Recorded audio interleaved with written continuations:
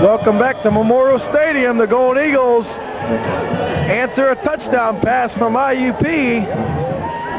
And Clarion comes back. Myers, a 14-yard touchdown pass to Kevin Harper. And the Golden Eagles have stretched their lead to 22-13. Well, I'll tell you what, Steve, Clarion is playing this game very well. IUP forced a key turnover early in the quarter, was able to take the ball down and score. Clarion comes right back, answers that drive with a drive of their own, and it ends with Kevin Harper going into the end zone to bring the score 22-13 Clarion. Ball to 28. Woods a throw, goes down the middle, intended for number 83, his tight end, Scott McLennan. Scott McLennan, at the end of that play, Steve, I don't know if you saw it, Sean Spencer laid a hit on that big tight end. So Sean Spencer is not afraid to hit anybody. He will put his head in there, and he's a very gutsy, hard hitter, and that time he just laid out number 83, Scott McClellan. In our score at the Eagles game, our lucky number program is pass was incomplete. Spencer with a big hit in the first half, and the receivers seem to be taking their eye off the ball for IUP, looking for number 3, Sean Spencer. This time they pitch it out wide to man, and he's going to be dropped for a loss, and there he is, number 3, Sean Spencer, and he's talking to man there. A little jawing back and forth from man to Spencer, but there's the big play, man. Number 3, Sean Spencer comes up and drops man for a loss. Sean Spencer did an excellent job of fighting off the block of number 22, Mike Compolo, the fullback, and they was able to stretch that play wider and wider. Michael Mann could not turn upfield, and finally Sean Spencer comes in and lays him out, trims him up for a loss of about 3 yards. The loss of 3, second down and 13.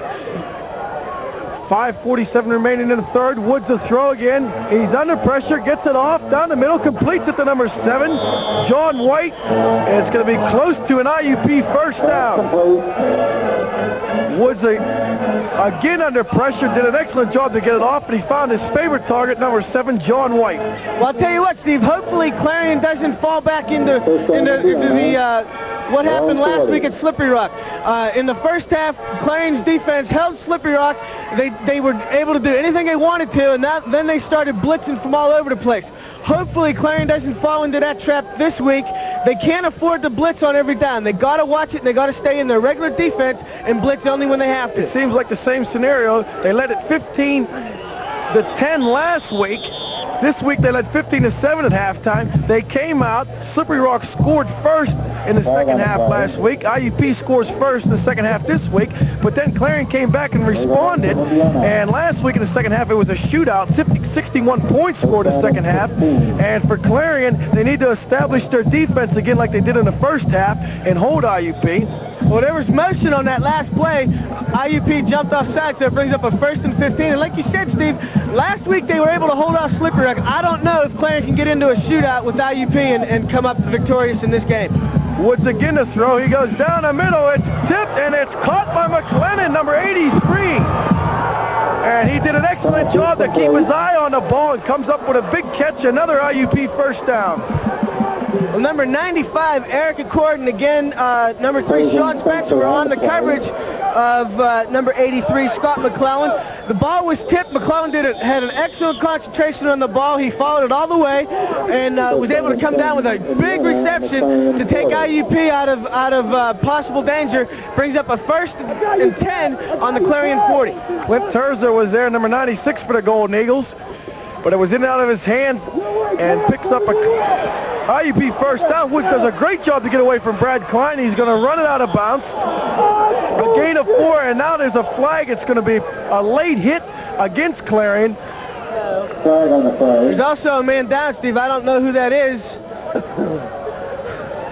And Brad Klein coming on the blitz for the Golden Eagles was right there. Woods did a great job to elude Klein. Picks up 4, maybe more depending on what the penalty call is. I'm trying to look for a number here, see who's not up there. It's number 95. That's Eric Accord. He's running off under his own power, so it looks like he's all right. He probably just got the wind knocked out of him, and he'll probably be back in next play. There's a flag on the play, Steve. It looks like it's going against Indiana. It appeared to be a late hit on the sideline, but the referees see it different. It might and be it's going to go against the Indians. Might be a clip, Steve, because Eric Accord was crunched to 15. There it is. And you're exactly right. It's going to be a clip. They'll move them back 15. It's a break for the Golden Eagles.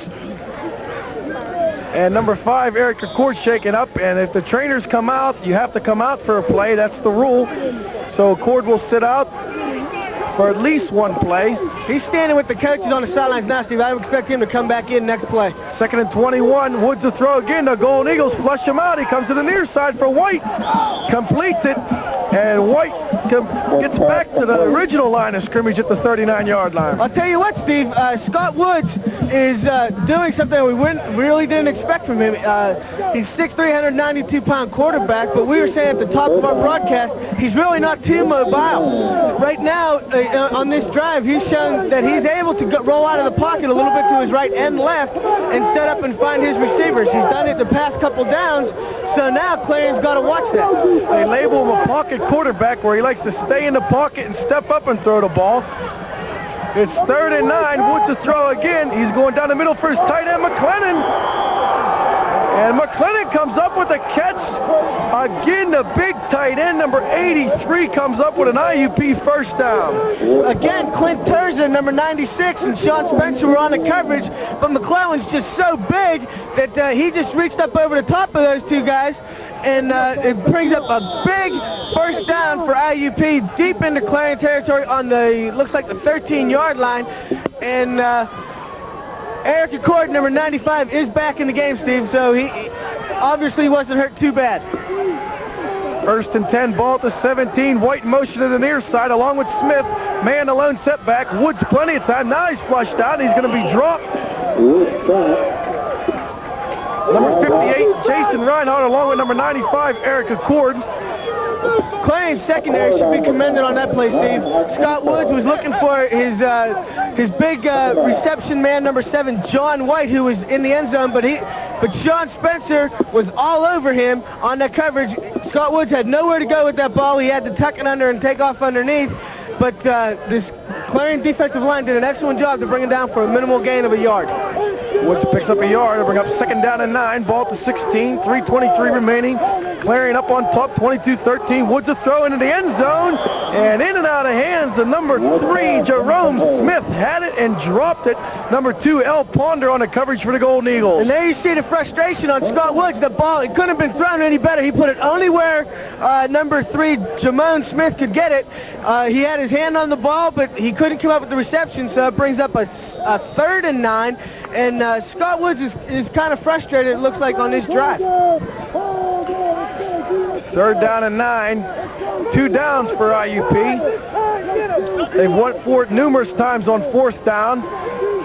And with 3rd down here, they have one more down. They will probably go for it on 4th. 3rd and 9. Woods a throw again to the end zone. And this time it's complete to Jerome Smith for an IUP touchdown. Jerome Smith, I'll tell you what, he just went right by number 2, El Ponder, and I feel real bad for Ponder because he's had an excellent job. He's had a hard assignment to watch Jerome Smith. This time Smith put a move on him, took him to the inside and then cut back outside, and El Ponder got turned around. Scott Woods saw him and was able to get the ball out to him. This time they'll attempt the extra point. Number 18, Mike Geary on to attempt the extra point for the IUP Indians. 22-19.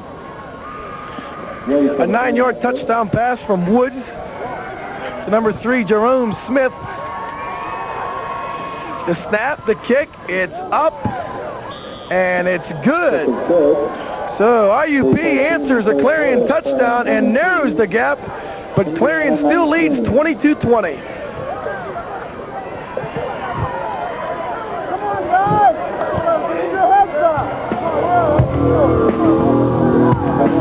Modern day warrior, me's right to say something. So put him down and there again. If you ever quite get the best, like now today's the best.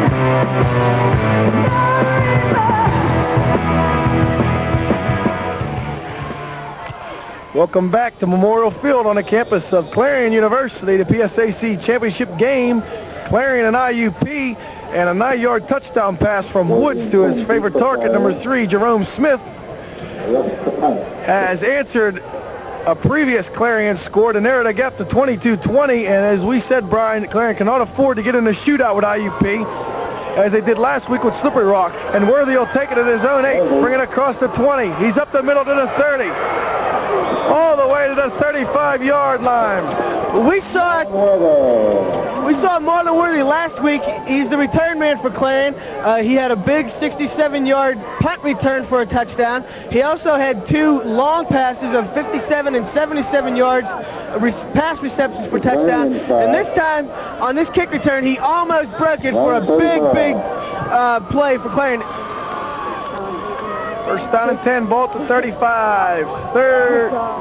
3 minutes and 6 seconds remaining here in the third quarter. Clarion up on top 22-20. They'll go trips to the far side. Harper the lone receiver to the near side. Tanini the lone setback. The give is to Tanini. Tanini got a big hole all the way across the 40 to the 41-yard line. It's a gain of 6. Well, IUP has got to be kind of frustrated here. They're playing some good games, but now again, Clarion is mixing up their offensive plays. Now they're back to the running game on first down, so they have to make those adjustments again. A gain of 6, second down and 4. Under 3 minutes remaining in the third quarter. Worthy and Harper split to the near side. In the eye, Tanini along with Henry. Now Worthy goes in motion. It goes to Henry. And Henry's going to be hit immediately at the line of scrimmage. That was Andre Hilliard, the 5'11", 201-pound outside linebacker who laid the lick on him. Also number 37, that's Jack Creech, their middle linebacker in on the attack. Creech is one of their leading tacklers, and that time Creech and Andre Hilliard stopped number 1, Damian Henry, for a minimal gain. Third down and 4. Ball at the 41-yard line. Henry got back to the line of scrimmage. Brown in motion. Myers will throw. Here comes the Indians. Gets it off down the middle for Brown, and it's in. Just out of the reach of his tight end, Tim Brown. He was wide open, but the pressure from the Indians forced Myers to get it off quicker than he wanted to, and it brings up a 4th down for the Golden Eagles. Number 72, Chris Sledge, the 6 foot, 250-pound defensive tackle, was in on Tim Myers. Tim Brown was wide open down the right side of the field. It's just Tim Myers had to hurry that pass and couldn't step up and get the ball out to him the way he wanted to. Tim Brown had a wide open, a lot of green in front of him, and that could have been a big gain for Clarion. 4th and 4. Myers on the punt for the Golden Eagles. It's off a high kick. Fair catch for the Indians.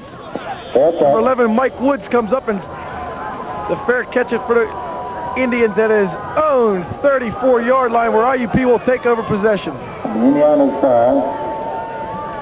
22-20 our score, and so far in the second half here, Brian, it's been a lot of scoring's been going on, and it's something we said they do not want to get into a shootout with IUP. Last week they got in a shootout with Slippery Rock, and they led the whole game. They seemed to respond every time Slippery Rock scored a touchdown, but this is a different team. This is IUP, and they cannot afford to do that.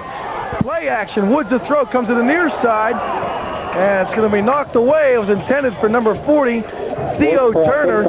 Chris Haycock, number 97, came in on the rush. He had the coverage man also.